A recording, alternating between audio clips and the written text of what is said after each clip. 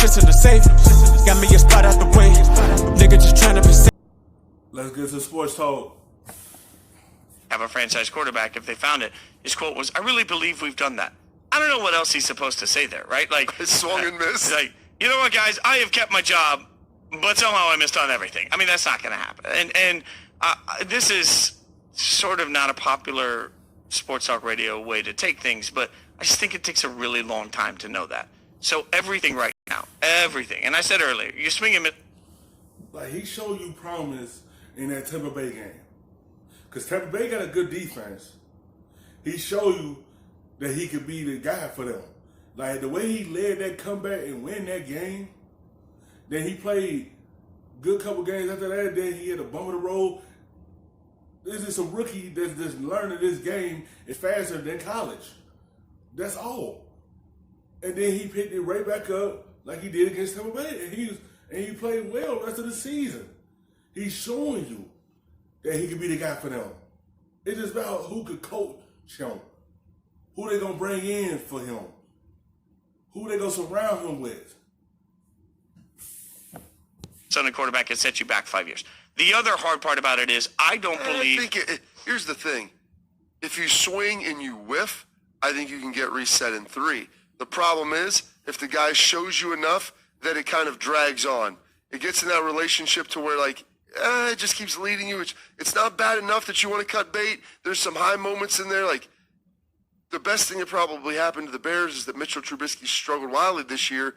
And then maybe the worst thing that happened to him is that he started playing better at the end of the season because that inconsistency fits. Like, it keeps you hanging on to where you want to believe this is ultimately going to be the guy, and you just keep chasing and you keep chasing. Like, eventually, when he eliminates the downside, when he starts to be more consistent, problem is, like, as you look at Jameis Winston, the 30 touchdown, 30 interception man, like, the inconsistency, that's just basically who you are at some point in time. Well, and I don't disagree with that. I think when I say it sets you back. Like, one thing that's going to help Daniel Jones out, since he going to be the guy all next year, that he have a good running back in Barkley. So the pressure is not going to be on him as much. So he can hand it off to him, and it make it much easier for him to do what he have to do. He don't have to put everything on his shoulder because who he have in the backfield with it. Then he got a good tight end around him, and Ingram. Then he got a good wide receiver and Sharp around him. And he got a couple more good wide receivers around him. It just up to him to grow. It's up to the Giants to develop him a lot more to raise him to the next level. It's just up to them to be able to surround him and be able to make him the guy.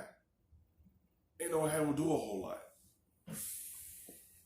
5 years, it depends on where you draft that quarterback. Because if you look back, if you're drafting in the top 10, remembering Daniel Jones, obviously a high draft pick, if you're drafting in the top 10 over the last few years, like Baker, Sam Darnold, Josh Allen, they're going to get all the time they need. Josh Rosen is the outlier. He was the 10th overall pick. I keep saying yes, we have one outlier. But before that, Trubisky, Mahomes, Deshaun Watson were all top 12. He's saying that because you don't know what you have in Rosen like that. You've seen a couple of glints when the Arizona let him be the guy for a little minute, then they trade him to Miami. You don't really know because he really the ally. You don't really know for real what you have in him. So everyone else, you see what you have in them. Picks. Jared Goff, Carson Wentz were top 10 picks. Paxton Lynch was the next quarterback in that draft, but it wasn't until 26, bottom of the first round. Much different level of patience there. If you're drafting in the top 10, I mean, the last top 10 quarterback I can find that somebody actually gave up on, I mean, Ryan Tannehill was 8th overall pick. And they gave him a second deal. Yeah, and that's my point. And that's why I think Miami moved on for him, and look what happened.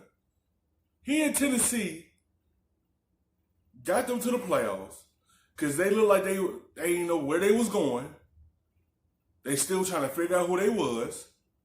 And once they moved on from Marcus Mariota, they went to Ryan Tannehill, and look what Ryan Tannehill did. A second life in Tennessee.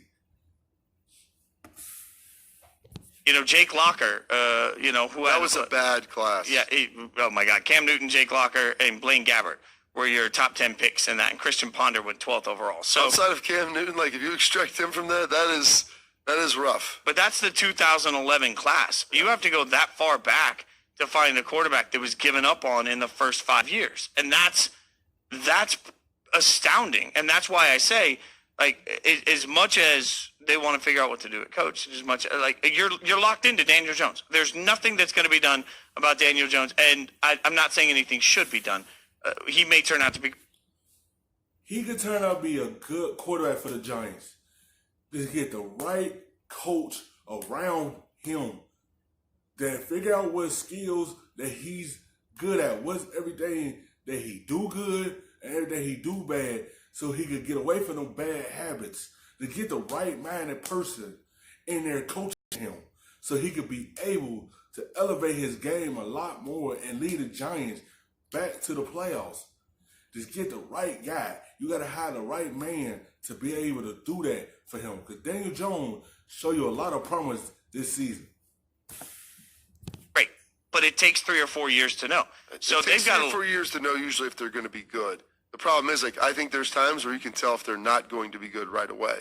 It's like if they're really bad, like Paxton Lynch, I think they realized, hey, yeah, there's not a whole, we don't need any more time. We've seen all that we need to see at this point.